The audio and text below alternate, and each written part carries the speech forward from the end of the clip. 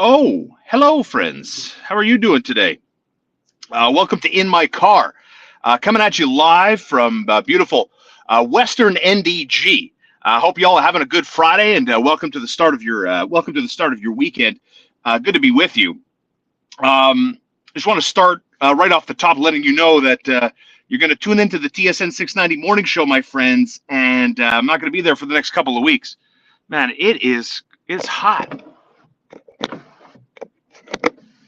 Maybe I get to close the sunroof. Oh, yeah. What a do, baby. Welcome to In My Car, my beautiful Ash Gregoire, Shaman, and Esam. And as you can see scrolling on the bottom, you can see it on the ticker scrolling on the bottom, my friends. We say hello to Little Bear Pet Store in Westmount on St. Catherine in the heart of downtown Montreal. LittleBearOnline.com is their website, and they've already hooked us up with a nice little discount by shopping online. Use the promo code, please, in the car 10. Use the promo code in the car with 10 to save by shopping online at Little Bear Online. This is a family-owned and operated pet store.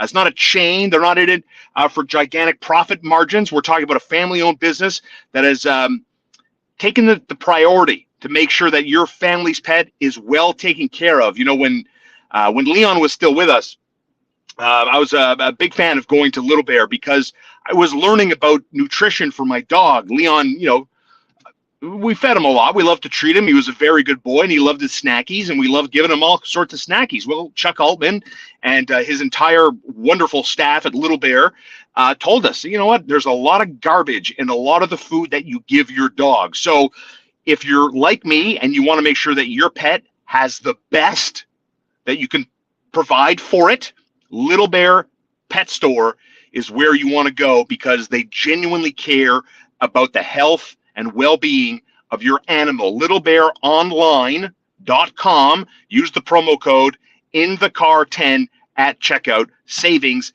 extravaganza. So obviously we're here to talk about the big news that came yesterday. And, I like to tell you a lot of the time that, I was right. I told you so. I told you this. I told you that. I told you this. Well, in this instance, information that I was given, in good faith, granted, turned out to be erroneous because yesterday's news sent shockwaves across the National Hockey League that Carey Price, in the words of Ken Hughes, he has a hard time seeing a clear path to Carey Price coming to play this season. He's definitely not going to start the year. And as a result, the Canadiens have put him on LTIR. It allowed the Canadiens to go out and acquire Sean Monahan from Calgary to facilitate a trade that saw Nazem Kadri join the Calgary Flames. So Sean Monahan and his cap hit of over $6.3 million lands on center square, which is here in Montreal. And we'll start with Sean Monahan, where from this side here, it's hard to imagine that there's a bad angle to this. If it hits, Sean Monahan can become a useful player.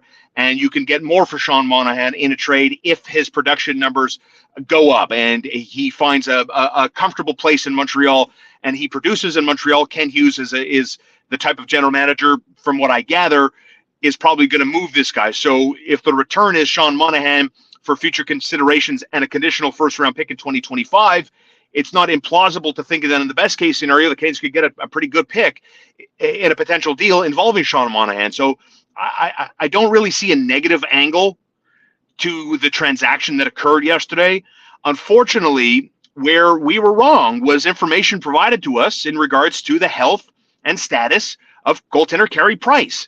If you recall, I had former Habs goaltender coach Stefan Waite on the morning show, and we had spoken several times, and he's very close to Carey Price. And when we spoke, Stefan Waite and I, on July 6th, it was the day before the draft.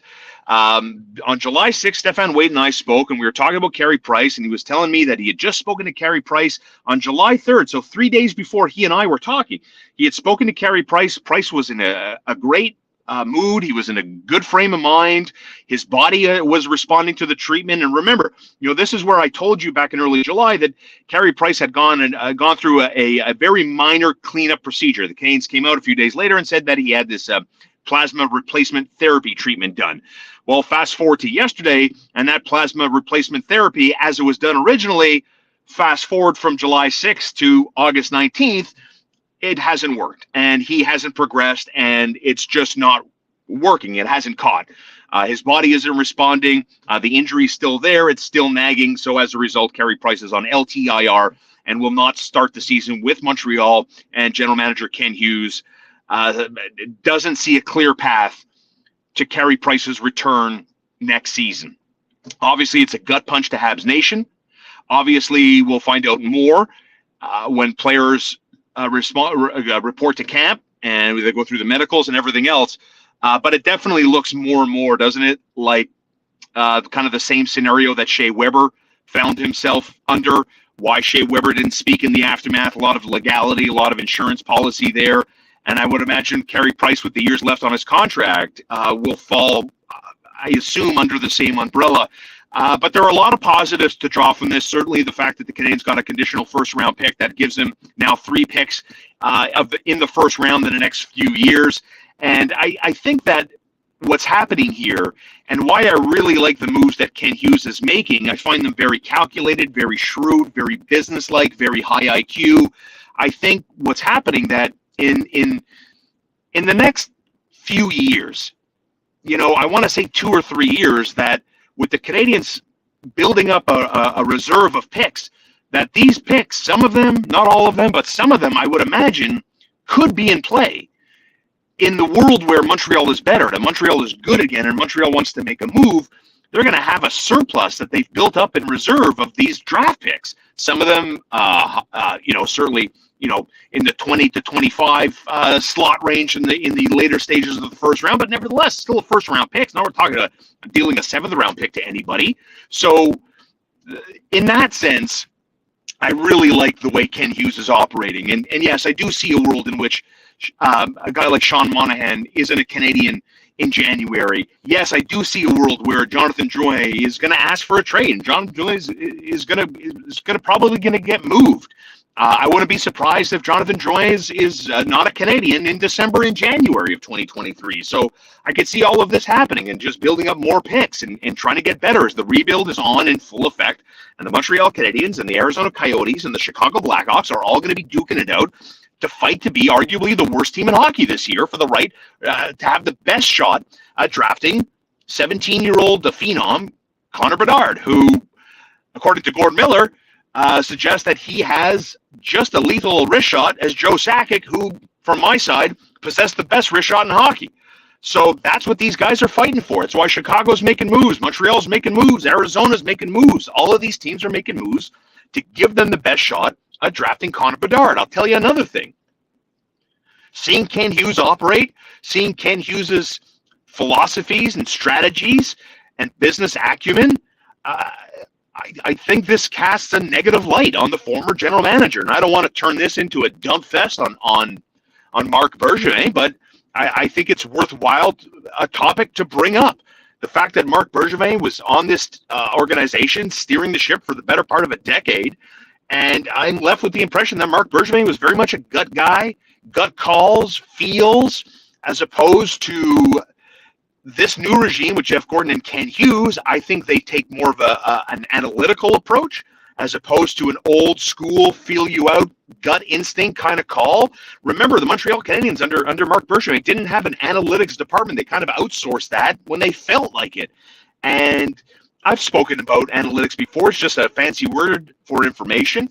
And I like the fact that Ken Hughes and Jeff Gordon have come in. Now they have their own analytics department. They're doing their own research, which is good and bad in these times of ours.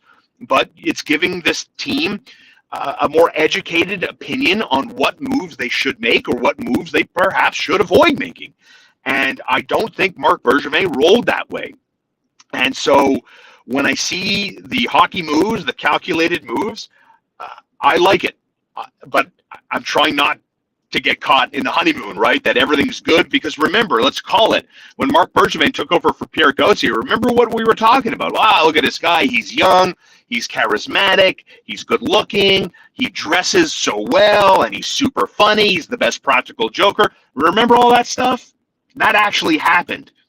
That actually happened, and that honeymoon lasted a couple of years, and then it went sour super fast. So I'm trying to learn from history and not let my opinions repeat and fall in the trap of the honeymoon. But I do see signs. I do see differences in how both of these general managers are choosing to execute their vision on how to build this team up. And one of the big differences that I think we should point out, right, between Marc Bergevin and Ken Hughes, I think Ken Hughes has come in with a mandate to tear it to the studs and build it back up again. I don't think Marc Bergevin came in with the same type of mandate or with the same permission, so to speak, about tearing it down. What if Marc Bergevin wanted to tear it down, but maybe wasn't allowed, or that wasn't the way it was going to go? Forever and a day, I've always heard Montrealers would never tolerate a rebuild. Well, here we are, and I see nothing but level-headed optimism concerning Ken Hughes and Jeff Gordon and this rebuild that the Canadians are embarking on. And you know what? If Canadian fans never see Carey Price play goal again, it definitely appears that Shea Weber his career is done. You know what both of those guys have in common? Both of those guys have in common that is undeniable, in my opinion. Everything was on the line to win the Stanley Cup. And Shea Weber and Carey Price put everything on the line, their careers, we could say, to win the Stanley Cup. What more could you ask for? What more? You can shit on Carey Price because he makes too much money and he hasn't performed and he didn't bring a title to Montreal. But that run, not this summer, last summer, everything was on the line. And Shea Weber won't play NHL hockey again, and it appears that Carey Price might be in that category as well. And it's fascinating because, yes, we did have Stefan Wade. Stefan Wade did tell us that he would bet money that Carey Price has a lot of good hockey. Stefan Wade told us that he would bet money that Carey Price will be ready in September. Well, we know that's not going to happen. And that takes me to something Vinny Lecavalier had told me. Shortly after Stefan Wade came on the morning show and said what he said, Vinny Lecavalier told me on the golf course, he goes, "Sean, I don't know about that scoop." That's what he told me. And I've said this story recently, but that's who told me that. Full stop. And I didn't believe it. I'll be honest, I didn't believe it. I thought he was pulling my leg.